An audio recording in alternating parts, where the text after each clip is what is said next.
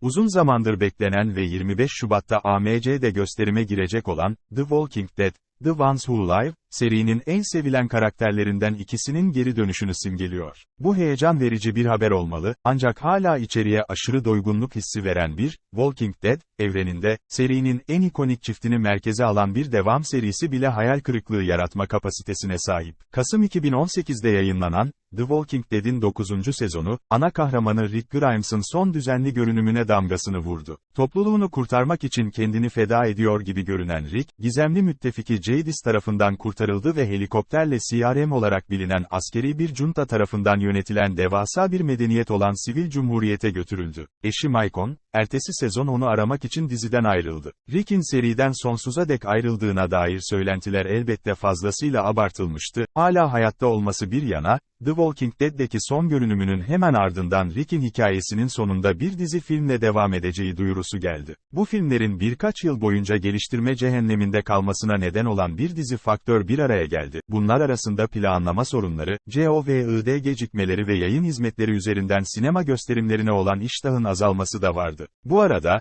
Rick'in amiral gemisi serisinden ayrılışı, The Walking Dead'i felakete uğratmak şöyle dursun, adeta harekete geçirici bir etki yaratmış gibi görünüyordu. Rick ve Maicon'un hiç de kaçırılmadığını söylemek abartılı olsa da, serinin devam eden başarısının ışığında hayranların hikayeye olan iştahı bir miktar azaldı. Sonunda proje, geçen yılın, The Walking Dead, Dead City ve The Walking Dead, Daryl Dixon filmlerine benzer şekilde sınırlı süreli bir seriye dönüştü. Ancak konu, The Ones Who Live'a gelince, bu hikayenin bir mini dizi olarak anlatılmasının amaçlanmadığı tempodan anlaşılıyor. Bir film olarak doğuşu bazen kendi lehine işliyor, ilk bölümün açılış sahneleri, dizi için yüksek riskler belirleyen ve yalnızca, sinematik, olarak tanımlanabilecek çizgi roman dizisine korkunç, cüretkar bir haykırış içeriyor. Ne yazık ki, hikaye geriye doğru gittiğinden ve tabloyu bağlamsallaştırmak için uzaklaştırıldığından aksiyon bundan sonra biraz duruyor. Bu setin ardından, The Ones Who Live, Rick'in kurtarılmasından 6 yıl sonra aksiyona devam ediyor. Kendisi şu anda Sivil Cumhuriyet'te, ailesine ve topluluğuna geri dönmeye yönelik tekrarlanan girişimler arasında yaşıyor ve bunların tümü CRM askerleri tarafından güçlü bir şekilde engelleniyor.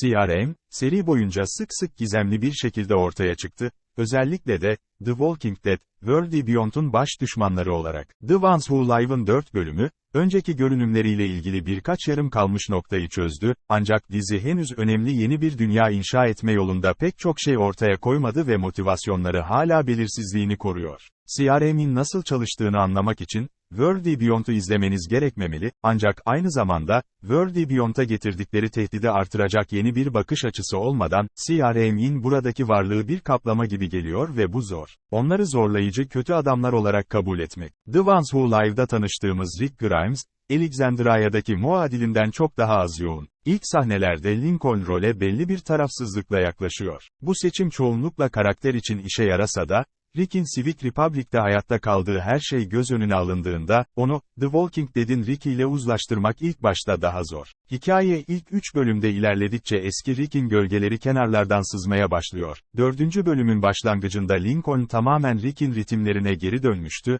ancak Rick Grimes'ın, Walking Dead, zirvesindeki katıksız gaddarlığına asla yaklaşamadı. Bu arada, 10. sezonun yarısında Rick'i aramak için İskenderiye'den ayrılan Maicon, arayışı boyunca hem dostlar hem de düşmanlar edindi. Gurira bu rolde her zaman inanılmazdı ve Wakanda kraliyet ailesine karşı sorumluluklarına odaklanmak için birkaç yıl ara vermek onu paslandırmadı. Lincoln'un Rick'inkinden çok daha kolay bir şekilde Maicon'un bedenine geri dönüyor ve sonuç olarak Maicon'un yolculuğu başlangıçta iki paralel hikayeden daha güçlü olanı gibi geliyor. Bununla birlikte, arayışı da nispeten sakin bir hızda ilerliyor. Rick ve Maicon birbirlerine dönüş yolunu bulmaya çalışırken, tamamen gerçekleşmiş yeni yardımcı karakterlerden oluşan bir kadroyla ilişkiler kuruyorlar ve Lincoln ve Gurira, ilgili sahne ortaklarıyla yeterli bir kimyaya sahip. Rick'in CRM'deki yurttaşları Okafor ve Thorn, onun kendine özgü inatçılığını mükemmel şekilde engelliyor. Bu arada Maicon, trajik bir geçmişe ve kıvrak zekaya sahip mekanik dehası Nathan da aralarında bulunduğu bir göçebe grubuyla güçlerini birleştirir. Dizinin rakipleri biraz daha az iyi çizilmiş olsa da kadrolarında oyunculuk yeteneği sıkıntısı yok. Aynı zamanda, World Beyond'da düşman olarak görev yapan Jadis, CRM ile çeşitli, Walking Dead, serileri arasındaki bağ dokusu olarak çileden çıkarıcı esrarengiz rolünü sürdürüyor. Macintosh, düzensiz yazılara ve gerçekten berbat saç kesimlerine rağmen bu nankör rolde yetkinliğini koruyor.